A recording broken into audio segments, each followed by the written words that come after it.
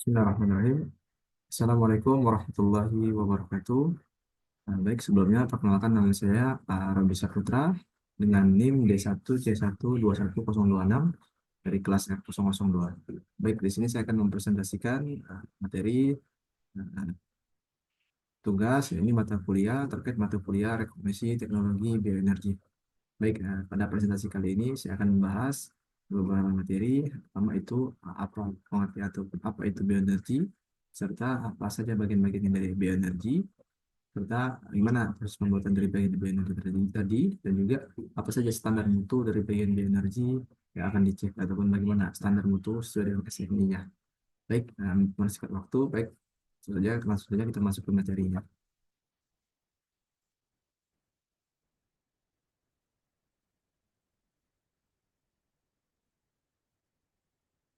Baik, di sini eh, mengenal apa itu bioenergi. Jadi bioenergi itu adalah energi yang dihasilkan dari biomasa, yaitu bahan organik seperti limbah pertanian, kayu ataupun tanaman yang ditanam khusus untuk menghasilkan energi. Jadi mengapa penting atau mengapa bioenergi itu sangat penting? Karena pertama itu merupakan sumber terbarukan. Maksudnya adalah bioenergi dapat diperbarui, mengurangi ketergantungan pada bahan bakar fosil yang tidak terbarukan. Kedua itu sangat ramah lingkungan karena pemanfaatan bioenergi menghasilkan emisi karbon yang lebih rendah dibandingkan dengan bahan bakar fosil sebelumnya. Baik, selanjutnya adalah alasan pembuatan bioenergi. Jadi bioenergi itu kenapa sih dibuat? Jadi ada alasan tertentu. Di sini saya akan memaparkan 3 poin alasan pembuatan bioenergi. Pertama itu untuk mengatasi perubahan iklim. Karena apa? Karena mengurangi emisi karbon untuk mengatasi perubahan iklim. Yang kedua itu sebagai energi alternatif. Karena menyediakan energi alternatif di tengah menipisnya itu dengan bahan bakar fosil. Seperti sekarang ini. Ketiga itu sebagai ketahanan energi. Karena meningkatkan ketahanan energi dengan menggunakan sumber daya lokal. Baik, adapun bioenergi ataupun contoh bioenergi dalam kehidupan sehari-hari itu saya ambil itu ada 4 bagiannya. Yang pertama misal di bagian bioetanol. Jadi digunakan sebagai campuran bahan bakar kendaraan bermotor seperti campuran bensin dan lain sebagainya. Nah, ada juga di biogas itu digunakan untuk memasak di rumah tangga dengan bahan utama limbah organik. Jadi bisa menghasilkan gas lah dari limbah tadi dan membantu untuk digunakan untuk memasak di rumah. Kemudian itu biomasa, contohnya yang digunakan untuk menghasilkan listrik, seperti pembangkit listrik biomasa, seperti itu kira-kira. Nah, keempat itu biodiesel, digunakan sebagai bahan bakar kendaraan yang terbuat dari minyak kelapa sawit atau minyak jelantah. Nah, untuk pengganti ataupun untuk sebagai campuran pada minyak untuk berkendaraan yang memiliki bensin, yang menggunakan bensin maksud saya. Baik, selanjutnya itu bioenergi. Nah, saya klasifikasikan bioenergi pada konteks teknologi lama dan juga baru.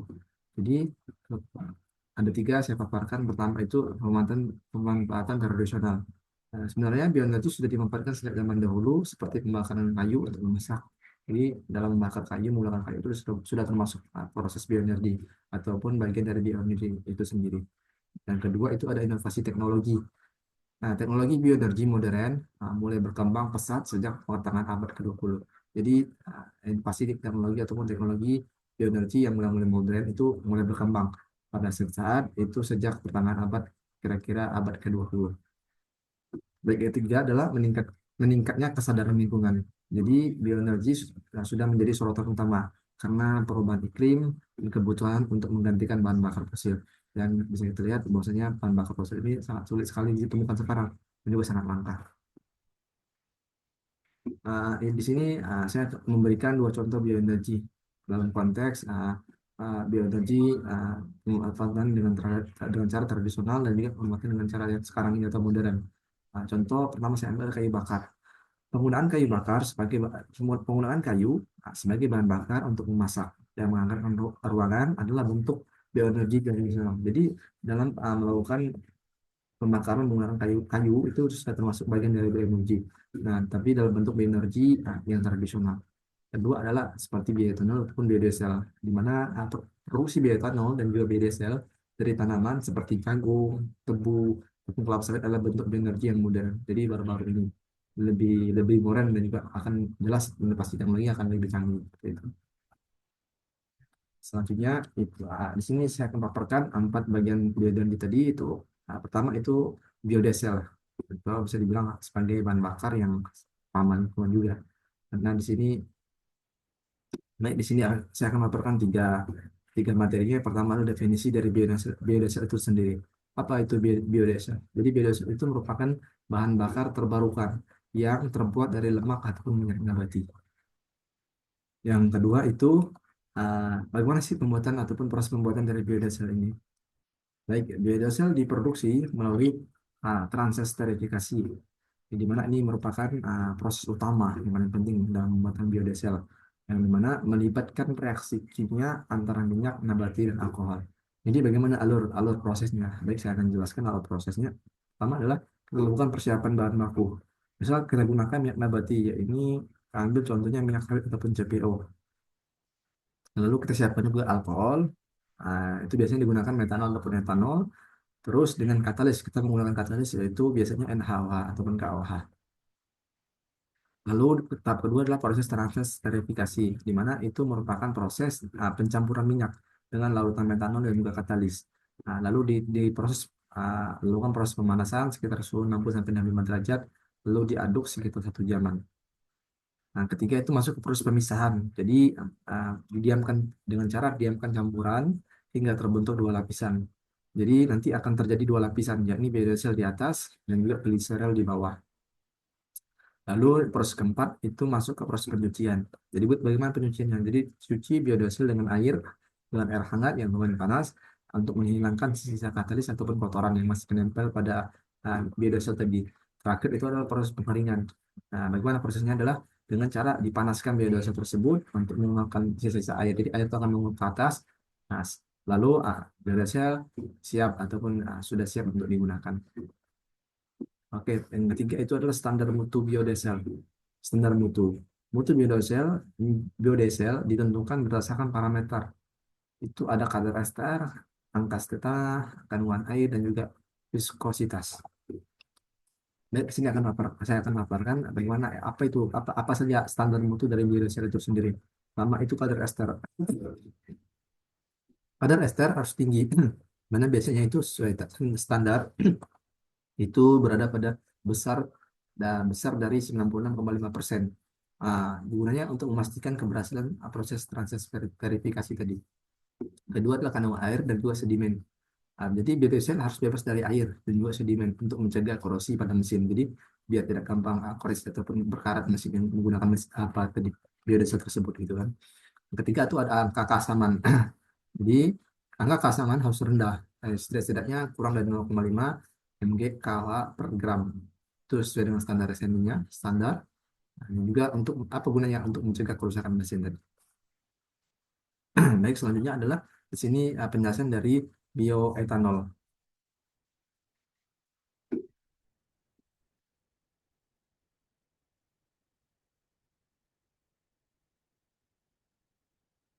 Oke, yang merupakan bahan bakar yang sangat ramah lingkungan juga dan juga bahan bakar yang didapat dengan cara atau melalui proses fermentasi. Jadi secara singkat saja, bioetanol itu merupakan pengertian dari bahan bakar cair yang dihasilkan dari proses fermentasi biomasa yang mengandung gula ataupun pati seperti tebu, jagung, singkong ataupun ubi ataupun limbah pertanian. Jadi bioetanol ini biasanya digunakan sebagai bahan bakar alternatif yang ramah lingkungan untuk kendaraan bermotor dan juga sebagai pengganti bensin. Baik, di sini ada pun proses-proses bagaimana proses pembuatan bioetanol itu sendiri. Pertama adalah kita lakukan proses penyiapan bahan baku. Ini misal atau boleh saja dari tebu, bisa jadi dari molase, jagung, ubi kayu ataupun limbah kayu. Nah, terus tahap kedua adalah dilakukan proses fermentasi.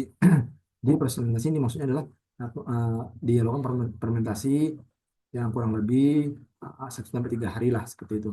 Terus dengan apa gula itu diubah menjadi ragi. Jadi gula diubah oleh ragi, maksudnya seperti itu. Di proses di mana fermentasi itu adalah gula diubah oleh ragi menjadi bioetanol dan karbon dioksida. Setelah itu proses selanjutnya adalah proses destilasi. Mana proses ini bioetanol dipisahkan melalui proses destilasi. Terakhir adalah proses dehidrasi, di mana itu proses air dihilangkan untuk menghasilkan bioetanol dan dengan kemurnian yang tinggi. Jadi mendapatkan bioetanol dengan kualitas yang baik. Oke, selanjutnya ada standar mutu dari bioetanol itu sendiri. Yang pertama adalah kadar etanolnya. Jadi kadar etanol harus tinggi. Biasanya itu standar adalah besar dari 99,5%. Dan itu untuk penggunaan sebagai penggunaan bahan bakar. Dan kandungan airnya. Kandungan air sesuai dengan standar mutu itu kandungan air harus sangat rendah, setidaknya kurang dari 0,5% untuk mencegah apa? Untuk mencegah korosi dan juga penurunan kualitas pembakaran. Ketiga adalah kandungan residu. Jadi bioetanol harus bebas dari residu untuk mencegah penyumbatan sistem bahan bakar. Baik, selanjutnya adalah biogas yang merupakan energi dari limbah organik. Jadi definisi singkat biogas ini merupakan gas yang dihasilkan dari fermentasi anaerobik anorganik seperti limbah ternak, sampah organik ataupun limbah pertanian oleh mikroorganisme. Jadi biogas ini memang biasanya terdiri dari metana atau CH4 dan juga karbon dioksida ataupun CO2 yang digunakan sebagai bahan bakar alternatif. Nah, jadi berikut saya jelaskan bagaimana proses pembuatan dari biogas ini. Pertama adalah kita lakukan proses penyiapan bahan baku, bisa kita buat dari limbah peternakan, bisa juga sampah organik juga limbah pertanian. Lalu proses selanjutnya adalah proses fermentasi anaerobik, yakni mikroorganisme mengurai bahan organik menjadi biogas dalam kondisi tanpa oksigen. Terus ketiga adalah pemisahan biogas. Biogas yang dihasilkan mengumpul di bagian atas digester. Nah, lalu terakhir adalah proses pemurnian biogas. Biogas mentah dimurnikan untuk menghilangkan gas pemotor. Jadi benar-benar mendapatkan gas. Nanti dari gas tersebut bisa digunakan langsung untuk masak di rumah-rumah ataupun gas itu tersebut bisa diubah menjadi sebuah energi listrik. Baik, di sini ada standar mutu biogas. Standar mutu biogas itu pertama ada pada kandungan metananya. Jadi kandungan metana ideal atau yang standar adalah besar dari 50%. Serta kandungan karbon dioksidanya atau CO2 itu kandungan CO2-nya harus rendah, yakni kurang dari 45%. Serta ada kandungan hidrogen sulfida, kandungan H2S bisa dibilang bahasa kimianya harus sangat rendah, setidaknya itu kurang dari 200 ppm. Selanjutnya adalah biobriket yang merupakan bahan bakar padat dari biomasa. Jadi pengertian singkat ataupun definisi singkat dari biobriket itu sendiri merupakan bahan bakar padat yang terbuat dari limbah biomasa atau sekam, tempurung kelapa, ataupun serbuk kayu seperti itu yang diproses menjadi bentuk biobriket. Biobriket. Jadi biobriket ini digunakan sebagai pengganti arang ataupun batu bara untuk memasak ataupun sebagai pemanas. Jadi bagaimana proses pembuatan biobriket? Pertama kita lakukan penyiapan bahan baku. Itu bisa kita gunakan menggunakan tepung kelapa ataupun limbah pertanian lainnya. Kedua adalah proses karbonisasi, di mana bahan baku biomasa dibakar dan dalam kondisi terbatas oksigen ataupun dalam kondisi tertutup atau tanpa benar-benar tanpa oksigen. Ketiga adalah proses pencetakan, dicampuran bahan dicetak menggunakan alat press manual dan juga alat mesin berikat untuk mencetak tadi. Terakhir adalah proses pengeringan. Biar berikat dikeringkan hingga kadar air rendah. Baik, jadi setelah karbonisasi seharusnya adalah dilakukan proses penghalusan terlebih dahulu, baru dibuat ada apa sebagai bahan perekat dengan tambahan bahan perekat lalu proses pencetakan. Sudah dicetak baru lakukan proses pengeringan guna untuk biar berikat dikeringkan hingga kadar airnya rendah. Nah, baik, di sini ada keunggulan bioberikat. Bioberikat itu unggul bisa dikatakan baik bila pertama nilai kalorinya tinggi. Jadi bioberikat memiliki nilai kalor tinggi menjadikannya bahan bakar yang efisien. Kedua adalah kelebihannya pengurangan limbah organik karena bioberikat memanfaatkan limbah organik mengurangi volume sampah. Tiga adalah polusi udara rendah. Jadi emisi bioberikat lebih rendah dan juga dapat mengurangi polusi udara. Baik, di sini ada standar mutu dari bioberikat. Pertama itu adalah kadar air, di mana standar mutu sesuai dengan SNI, Standar Nasional Indonesia, itu kadar airnya adalah maksimal 8%, kadar abunya adalah maksimal 8%, dan kadar karbon tetap itu minimal 77%, serta nilai kalornya, yaitu besar dari 5.000 kalori per gram. Baik, ini adalah terakhir bagaimana ciri-ciri bioberikat yang berkualitas ataupun yang bagus kualitasnya. Itu bisa dilihat atau bisa dinilai. Pertama, kalau berkualitas baik itu pertama warna hitam pekat, teksturnya padat, mudah terbakar, dan juga pembakaran stabil. Yang kedua adalah berkualitas. Kalau bisa di apa? Prefabricate dikatakan kualitas yang buruk itu pertama bila mudah hancur, sulit menyala, banyak asap, ataupun waktu pembakarannya pendek. Baik, mungkin cukup sekian yang dapat saya presentasikan. Kurang lebih saya mohon maaf. Nah, untuk itu saya akhiri. Wassalamualaikum warahmatullahi wabarakatuh.